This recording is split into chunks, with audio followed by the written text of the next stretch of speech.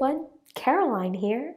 As we start our lesson today, I want you to think about a place so big, so vast, so full of life, mystery, and intrigue. There are exotic animals roaming free. There are a staggering 2,000 languages spoken. It's 3 times bigger than the United States. What is this place?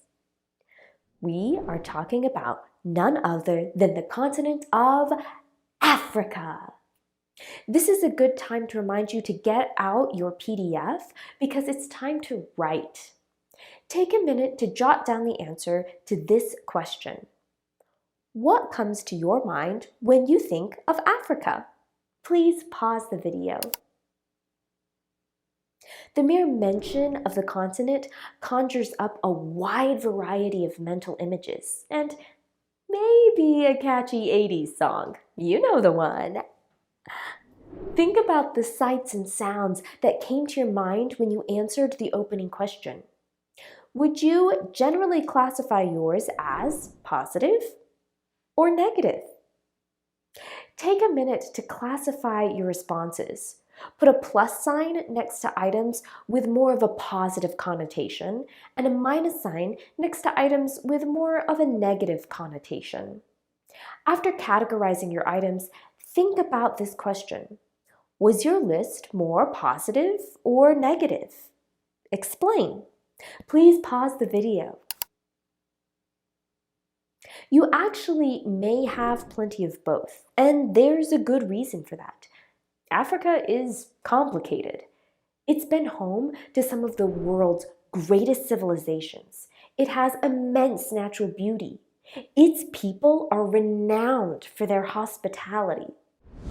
Sadly, Africa has also been the site of brutal exploitation at the hands of enslavers and imperial powers, along with prolonged infighting between rival ethnic groups. And today, it's a place where life can be so delicate. Are you ready to experience a place like no other?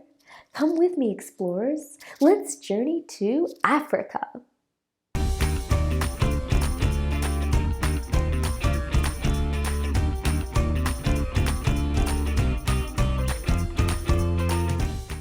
As you travel from Asia to Africa, you may be thinking, wow, these two continents could not be more different. The truth is, however, that there are connections between these two massive continents that date back for millennia. In North Africa, the connection is a bit clearer and more commonly known. The great civilization of ancient Egypt crossed the Sinai Peninsula and interacted with numerous peoples of Asia, forming trade relationships with the Sumerians of Mesopotamia dating back to the 4th millennium BCE. When the Romans conquered much of North Africa, including Egypt, trade networks grew to include much of Europe and Asia via the Silk Road. And it doesn't stop there. A typical historical narrative may support the notion that sub-Saharan Africa, the area south of the Sahara Desert, and Asia have existed completely independent from each other for most of human history. Let's look further. From the 1st millennium CE, wood, animal products, and iron tools, among other goods, were shipped from East Africa to destinations such as the Arabian Peninsula, Persia, and China. The Chinese Tang Dynasty had a shipping presence that stretched all the way to Ethiopia and Somalia, and further south to Kenya. Staple foods in modern Asia, such as sorghum, millet, and coffee, originated in Africa. These continents were interacting. You can see that the world is a fluid place, connected by networks of people. Africa is no different. Now, when you think of some of the negative aspects of African history, sadly, that also speaks to the interconnected world that existed even centuries ago. During the Tang Dynasty, Arab traders shuttled enslaved Africans to China. This trade continued under the Song Dynasty. In East Africa, enslaved people were transported to Arabia and beyond. On the West Coast, they were brought against their will to the Americas and Europe. This abhorrent practice had enormous repercussions that remain to this day. Slavery left a society lacking a domestic labor force as it had been shipped overseas. Many of the captured were actually nobility and rulers, kidnapped and sold into slavery by rival groups, leaving societies without leadership. Divisions between ethnic groups grew as people lived in fear of tribal war and being kidnapped and sold into slavery. Then came colonialism. Seeking natural resources and land, 19th century European powers descended upon the weakened continent in droves in the aptly named Scramble for Africa. These powers gutted Africa and left in the 20th century. The countries were independent but lacked stability. Why is that?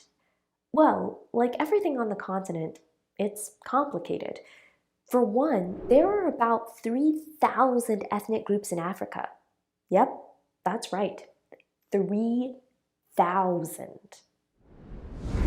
To explain how this relates, let's conjure up perhaps a familiar example. Do you have siblings? If so, what does dinner time look like, especially when your family orders pizza? Do you all calmly line up when dinner is served? If it's anything like the scene in most families, it's likely a mad rush.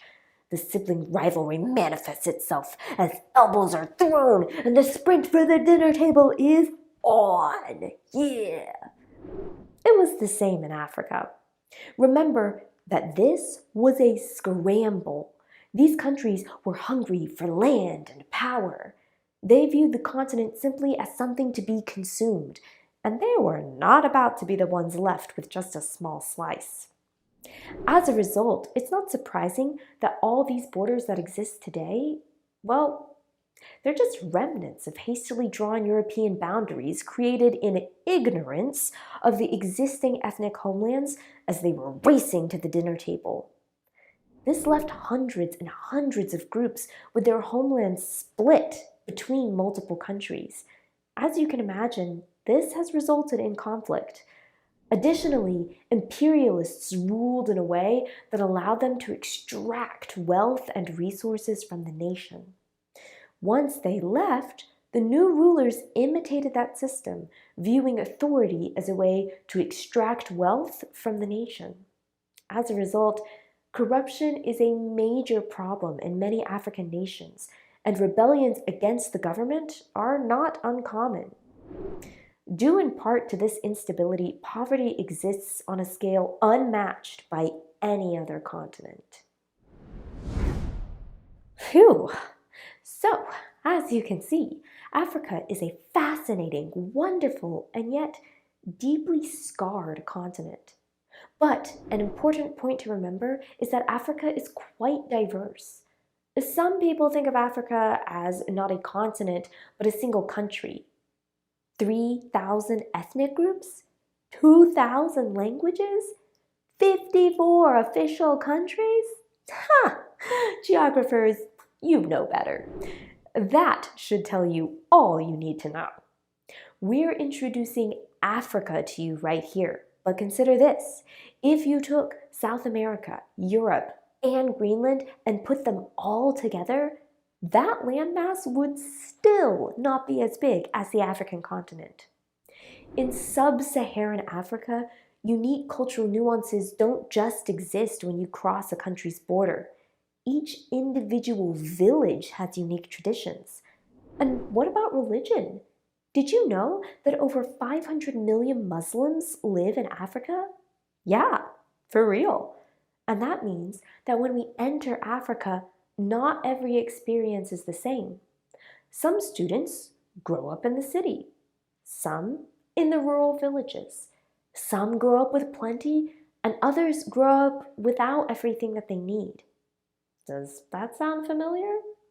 These same circumstances exist in your country, and maybe even within your community.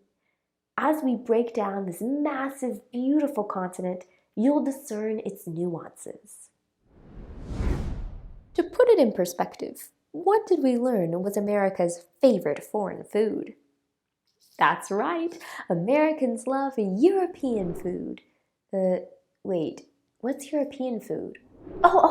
So you mean French escargot. Serbian cevapi? Oh, I know, it's harkle, Icelandic fermented shark. No, it's Italian cuisine. Yeah, and even that's vague. Northern Italian cuisine is much different than Southern Italian cuisine. But can you see how uninformative it is to say that you enjoy European food? So let's not do Africa that disservice. It's not a homogeneous entity with a completely poverty-stricken population living on resource-rich land. And Africa is definitely not a country. We won't be able to represent all 3,000 languages and 2,000 ethnic groups in our journey, but we will get to all 54 countries, and each of them has a different story to tell. So, why not keep a journal of new perspectives that you gained as we travel through these 54 countries? Try to record at least 2 or 3 for each lesson. As we venture through Africa together, you may smile from ear to ear one minute and have a tear come to your eye the next. But one thing we hope to do is to convey the spirit of Africa through the entire journey. And nothing embodies that spirit more than the generosity of the people. No matter their circumstances, they offer what they have. It can be a simple cup of tea, a meal, a bed for the night.